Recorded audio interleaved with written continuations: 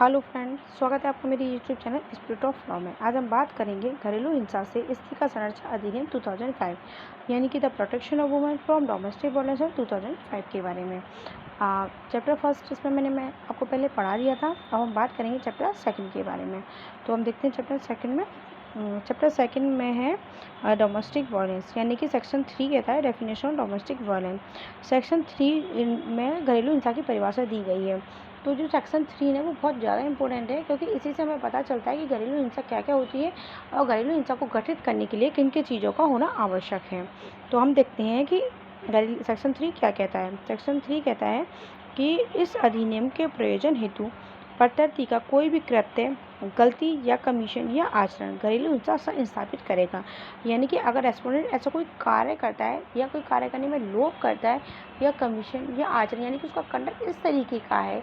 कि यदि वह, हम इसका क्लॉज ए देखते हैं, वो क्या कहता है कि यदि वह व्यथित व्यक्ति के स्वास्थ्य, सुरक्षा, जीवन, शारीरिक अंग या कल्याण, यानी कि अगर वह कार्य इस तरीके का है जिससे कि एग्रीड पर्सन के स्वास्थ्य यानी कि हेल्थ, सेफ्टी, जीवन यानी कि लाइफ, या उसके किसी भी शारीरिक अंग को मानसिक शारीरिक तरीके से हानि पहुंचती हो, या उसको वो चोट पहुंचाता है, यानी कि उसके संग मारपीट करता है, या उसके जीवन को पूरी तरीके से खतरा उत्पन्न हो जाता है, तो हम कहेंगे कि वो डोमेस्टिक वायलेंस उसके संग हुआ है। और ऐसा करने के लिए या वो हमेशा तत्पर रहता है, ऐसा करता है या ऐसा करने के लिए हमेशा तत्पर रहता है, तो वो भी डोमेस्टिक वायलेंस एक्ट में आएगा। और हम देखते हैं कि इसमें जो शारीरिक दुर्व्यवहार यानी कि फिजिकल एब्यूज़ है, सेक्सुअल एब्यूज़ है, वर्बल एंड इमोशनल एब्यूज़ है, तो वो हम देखते हैं कि वो क्या क्या है। तो उसको वैसे मैं आगे एक्सप्लेन करूँगी, पर अभी हम देखते हैं फिजिकल एब्यूज़ में क्या होता है, जैसे कि उसके संग मारपीट करता हो, और सेक्सुअल एब्यूज़ में जैसे कि किसी व्यक्ति की प्रतिष्ठा में कमी लाता हो, यानी कि उसका अनादर करता हो, उसको स्त्री ना होने के लिए बोलता हो, तो ये इस तरीके से सेक्सुअल एब्यूज़ है उसकी तरफ। और मौखिक यानी कि वर्बली उसको गाली गलौज करना, उसको ताने मारना, सुनाना, ये वर्बल एक्सक्यूज़ में एब्यूज़ में आ जाएगा, सॉरी। और भावनात्मक यानी इमोशनल एब्यूज़ में, यानी कि उसके किसी रिलेटिव को या उसके बच्चे को किसी भी तरीके से प्रताड़ित करना, या उसको इमोशनली उसको ब्लैकमेलिंग टाइप जो होती है वो करना। अब हम देखते हैं खा के बारे में देखते हैं, यानी कि रेस्पोंडेंट जो है वो एग्रीड पर्सन को किसी दहेज लाने के लिए उसको प्रताड़ित करता है, बार बार उस पर प्रेशर डालता है कि तुम दहेज लेकर आओ, या उसको कोई सिक्योरिटी है, मूल्यवान सिक्योरिटी है कि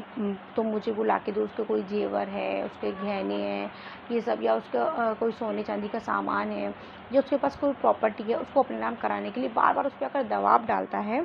और ऐसा दबाव डालने के लिए उसको चोट पहुंचाता है या उसके जीवन को खतरे में डालता है, उसको मारता पीटता है, तो हम कहेंगे कि उसके साथ वह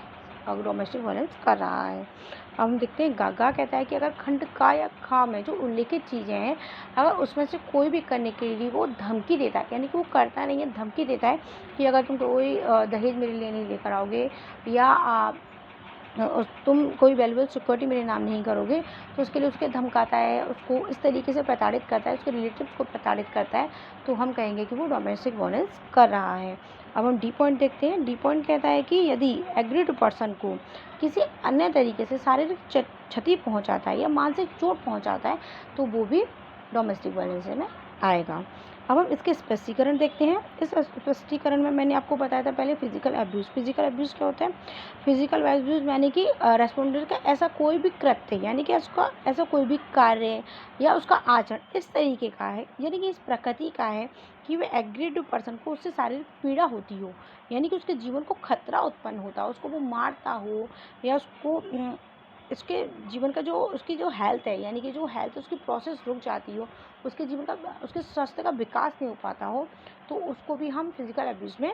रखेंगे। और या फिर उस पर जो रेस्पोंडेंट है एग्रीड पर्सन के कोई आपराधिक बल का प्रयोग करता हो, या उस पर मारपीट करता हो उसके साथ,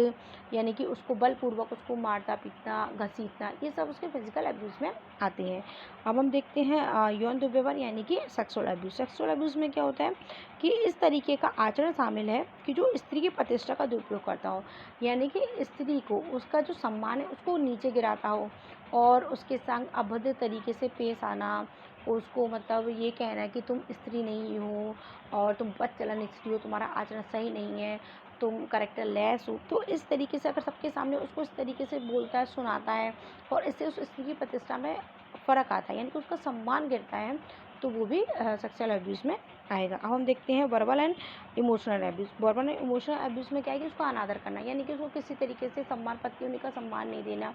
और उसको यानी कि उपास करना, यानी कि उसको कहना कि तुम अच्छी शक्ल की नहीं हो, तुम्हारी नाक अच्छी नहीं है, तुम सुंदर नहीं लगती हो, अनादर करना, किसी भी सारे उसको डांटना और उसको कहना कि तुम्हें पहनने ओढ़ने के ढंग नहीं, ये सब जो है, और उसको गलत नामों से बुलाना, यानी कि किसी भी गंदे तरीके से नाम से, जैसे बहुत से लोग प्रोनाउंसिएशन करते हैं जैसे चुड़ैल वगैरह का, तो इस तरीके से अगर नामों से उसको पुकारा जाता है तो ये भी वर्बल तरीके से, यानी कि उसका अनादर ही है, मतलब उसको इमोशनली, मतलब उसको मेंटली वो प्रताड़ित उस चीज़ से होती है स्त्री, तो ये भी वर्बल एब्यूज़ में आएगा। अब हम देखते हैं वर्बल एब्यूज़ में और क्या आ सकता है, कि जैसे कि किसी स्त्री को जिसमें कि वह हितवद है, उस व्यक्ति को अगर क्षति पहुंचाने के लिए अगर वो उसको प्रताड़ित करता है कि अगर तुमने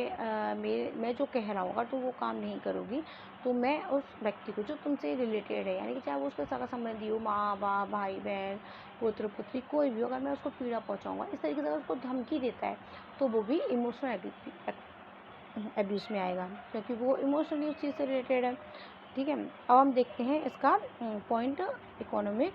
एब्यूज़। इकोनॉमिक एब्यूज़ यानी कि आर्थिक दुर्व्यवहार में क्या शामिल है, जैसे कि किसी को मतलब फाइनेंशियल या इकोनॉमिक और उसकी जो प्रोसेस है, यानी कि उसके जो संसाधन है उनको रोकना, उसको उसकी पहुंच तक रोक लेना, उसको उस स्त्री तक नहीं पहुंचने देना, या किसी न्यायालय ने यानी कि कोर्ट ने उसको कोई संपत्ति उसके नाम करने के लिए कही हो तो वो संपत्ति उसके नाम हो, वो उसके हाथों में नहीं जाने देना या उसको नहीं देना, ये तरीके से भी आर्थिक दुर्व्यवहार उसके साथ कहलाएगा।